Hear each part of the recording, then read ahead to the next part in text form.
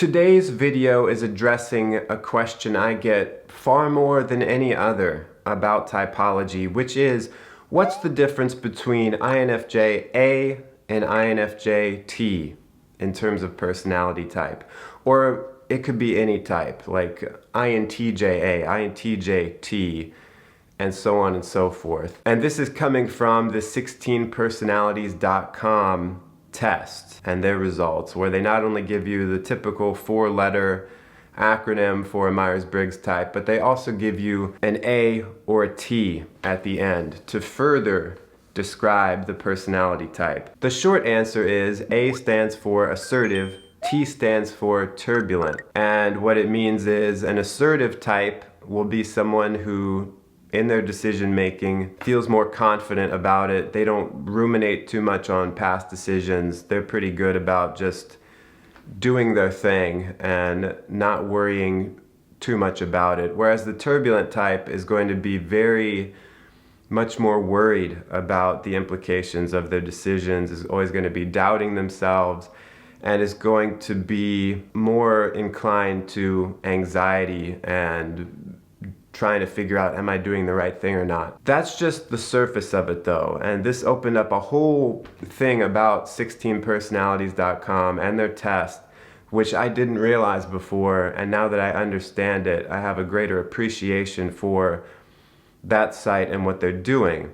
But it's a little bit controversial because on the one hand, what they're doing is somewhat, in a sense, more legitimate and scientifically valid than what other Myers-Briggs tests might be doing. But on the other hand, if you're a Myers-Briggs purist, it's very much not true Myers-Briggs typology or Jungian typology.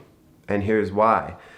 Because, and this is all open on their site. They don't hide this. It's just that me being so incurious, if that is a word, I never really looked into it until now, and then I started to put it together, and then they just said it. What 16personalities.com is doing is taking the big 5 personality aspects, which is the only scientifically valid personality scale out there, which I have taken myself, and I posted my results in a video, which I will link in a card above my head. They take the big 5 and they marry it with the Myers-Briggs terminology. So they basically take the introvert, extrovert, intuition, sensing, all that, and they find correlations between that and the big 5.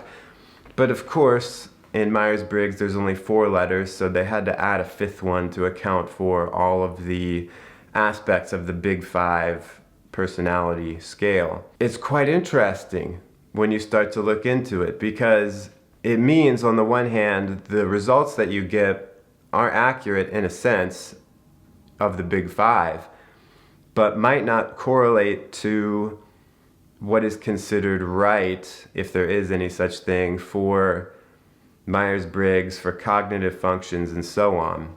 I forgot to record this the first time through, but let's see if YouTube would like to show a commercial right now and support this channel. On the big 5 scale, one of the aspects is extraversion, so that ports quite well over to Myers-Briggs with the IE letter designation.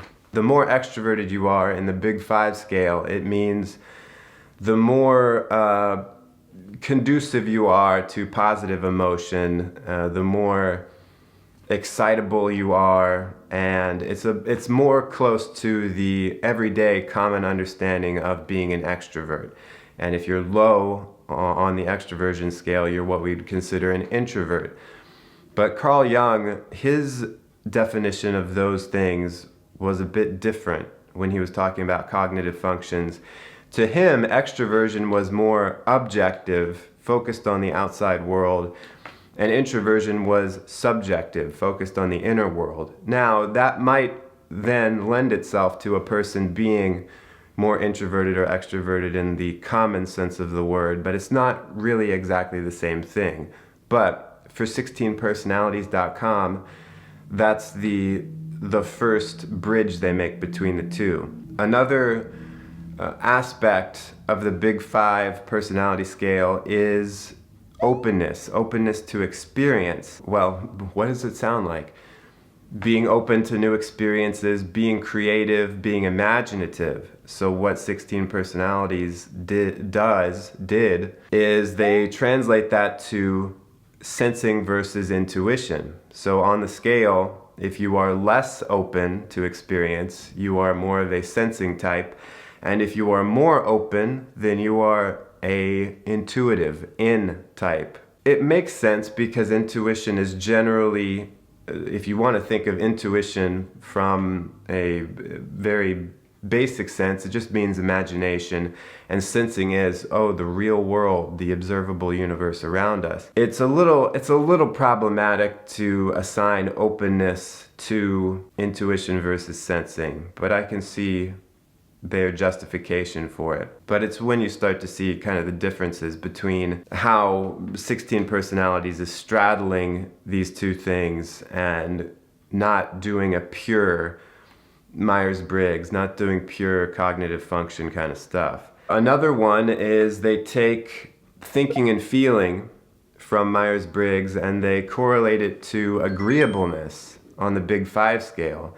Agreeableness is pretty straightforward. It's how likely are you to be agreeable with others, or if you're low in agreeableness, you'll be the kind of person who's a bit more combative. You don't go with the flow, and if you're more agreeable, then you're more likely to want to maintain harmony with others, and you're not going to put up a fight when others are trying to make decisions. This is interesting. It's an interesting way to go about it. It's making the assumption that if you are agreeable, then you favor feeling, it's not necessarily the case, because you could be logical and still be agreeable.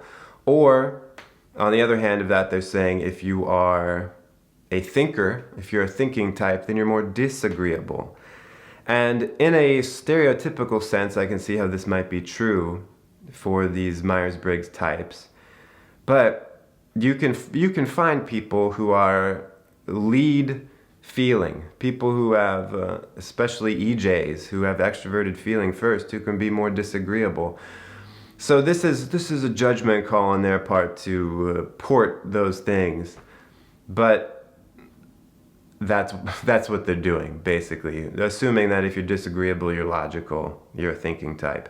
And then the fifth one they do is the judging versus perceiving. This might be the most problematic, but they correlate that in Myers-Briggs to conscientiousness in the Big Five. And conscientiousness consists of orderliness and industriousness, how hard you apply yourself to work, how organized you are. And to a degree it makes sense. But the problem with this is that in Myers-Briggs, the J or the P in and of itself isn't a aspect. It's not a function in and of itself. What it is telling you how to decode the cognitive function stack of a type. So the difference between, for example, an ENFP and an ENFJ is not just one thing. It's everything. They have totally different functions. So it's a bit problematic, but for simplicity and for their purposes, 16 personalities of making these correlations, it makes sense. They view J versus P as its own thing. Conscientiousness. If you're low in conscientiousness, you're a P type. If you are high in conscientiousness, you're a J type. And then they add the A versus T at the end, assertive versus turbulent, which corresponds to the Big Five aspect of neuroticism. And neuroticism is the sensitivity to negative emotion. And if you are high in neuroticism, then you will have a lot of anticipatory anxiety about things. You'll always be overthinking things. You'll find a lot of anxiety in everyday circumstances, and you'll be kind of withdrawn. You will feel a lot of relief after some kind of social event is done with, and you'd prefer to just stay away from other stuff.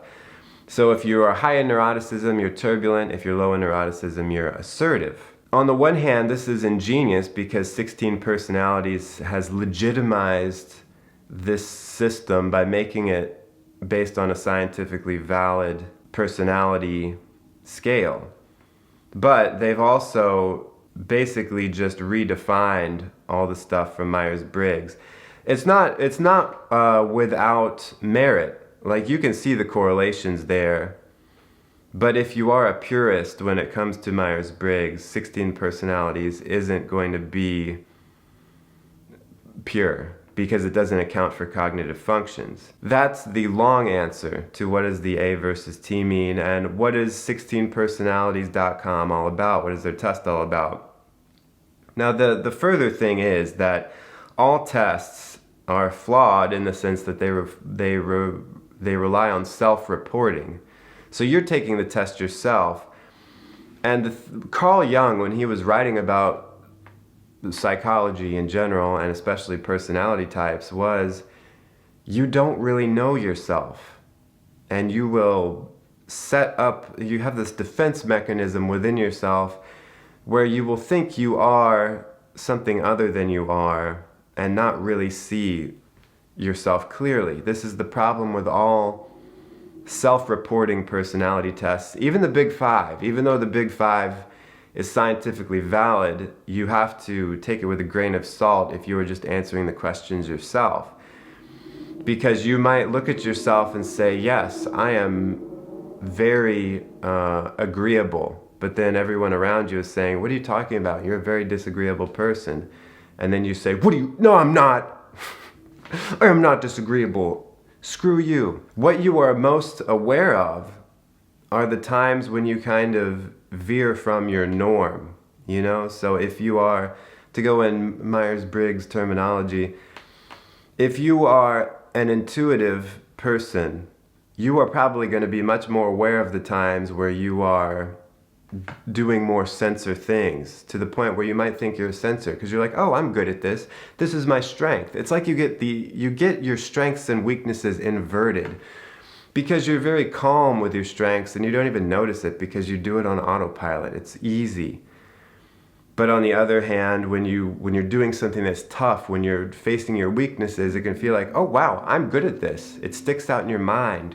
You're like, I'm a very good sensor. I'm very logical. I'm a good thinker. So that's just to show you that even though it's scientifically valid, the Big Five, that doesn't mean that when I take the test, it's going to be scientifically valid and 100% fact. Same when you take a Myers-Briggs test, whether it's the 16 personalities one, which you'll notice they don't call a Myers-Briggs test, first of all, because they can't, because it's trademarked, but also because they realize they're not doing cognitive functions. This isn't based, it's inspired by and takes some of its descriptions from the Jungian psychological types, but its basis is the Big Five, not anything having to do with Jung. So when you take those tests, the Myers-Briggs test, you might be scoring yourself as being very intuitive, very feeling, or very extroverted or whatever, but you're actually just seeing your weaknesses and being like, man, I'm good at that. That's what I do. Or the other way around, you're like, I'm not good enough at my imagination, so I can't be intuitive. I'm not good enough at thinking, so I can't be a thinking type. But that's really just your warped view of yourself. It's not actual reality. How can you see reality, the reality of yourself? It's very difficult. It takes a lot of work. As I said, that was Carl Jung's whole point in a lot of his work, is that you don't know yourself. You don't. And if you think you do, there's probably a lot of it that you're wrong about. And something you got to realize is that every personality system, even if they're all using the same letters, is different. Like there are some that are so different that they're not even talking about the same thing. And 16personalities.com is a case in point that even though they're giving you a type, they're not talking about the same thing as if you took the test from the Myers-Briggs Institute. They're not talking about the same thing as if you went to objective personality, Dave Superpowers. They're not talking about the same thing as if you went to personality hacker, and so on. they're talking about similar things. There is some overlap. I'm not saying that they're in totally different universes. They are definitely seeing a lot of the same things, but they're using definitions that are different from each other and looking at slightly different things. So keep that in mind when you're looking at all these personality systems and these tests. They don't all work together. They're not all congruent with each other. Try to read about whatever test you're taking or system you're going into to see how do they define things. What are they looking at? How are they classifying people? And then from there you can see, does this make sense to me? Is it unlocking something for you to help you on your journey to improve yourself and be a better person? I think that's the whole point of personality stuff, is to shine a light on yourself so that you can improve yourself. If you have any other questions about typology, let me know and I'll see if I can answer it. Speaking of industriousness and conscientiousness, I have started a second YouTube channel called the College of Tuber Studies, which is YouTube advice for YouTubers, new YouTubers, people who are getting started, people who need some guidance on making a YouTube channel. But even if you're not a YouTuber, you might enjoy it to get kind of a behind-the-scenes glimpse of what goes into YouTube and my thoughts on it. If you go to my homepage, it's linked there as a featured channel. Check it out if you so wish. Thanks for watching, and thanks to 16personalities.com for doing your thing with your clever and ingenious marriage of these two personality systems. And until next time, stay cool and attractive.